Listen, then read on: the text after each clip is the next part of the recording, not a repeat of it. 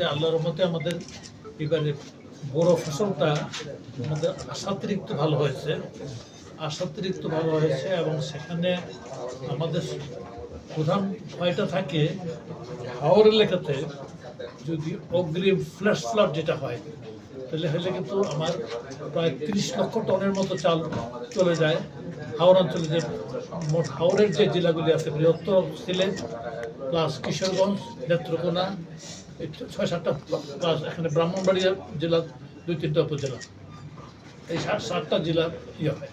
তো ওইটাও ভালোভাবে উঠছে, বাকি দেশে ভালোভাবে উঠতেছে এবং চিটাগাংয়ের দিকেও ভালো ফসল হয়েছে। প্লাস আমাদের বর্তমানে খাদ্য ভাণ্ডার বলা হয় উত্তরবঙ্গকে, দেশের উত্তরাঞ্চলকে, সেখানে রাজশাহী এবং রংপুর বিভাগেও খুব ভালো ফসল হয়েছে এবং সেখান থেকে আমরা খবর পাচ্ছি।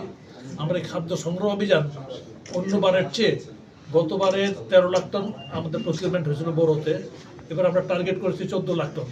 ইনশাল্লাহ আমরা আশা করছি ছাড়াই যাবো। গতবার ধান প্রকিউরমেন্ট হয়েছিল 3 লাখ টন, আমরা এবার টার্গেট করেছি 3.5 লাখ টন। সেটাও ইনশাল্লাহ আমরা টার্গেটকে ছাড়িয়ে যাওয়ার ইচ্ছা আছে। এখানে এই আপনাদের পার্বত্য চট্টগ্রাম অঞ্চলটা মূলত যেহেতু আমরা বাইরের মানুষ অনেক বেশি থাকি, এখানে অনেকটা খাদ্য ঘাটতি, লোকাল খাদ্য কুলায় না, এখানে আমাদের খাদ্য ঘাটতি যায়।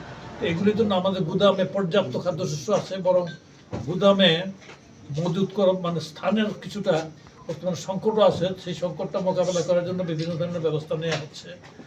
আমরা ইনশাল্লাহ দেশের খাদ্য পরিস্থিতি আল্লাহর রহমতে ভালো, এবং যদি বোরো ধানের ভালো ফলন হয় তাহলে আপাতত বিদেশ থেকে চাল কেনার দরকার হবে না।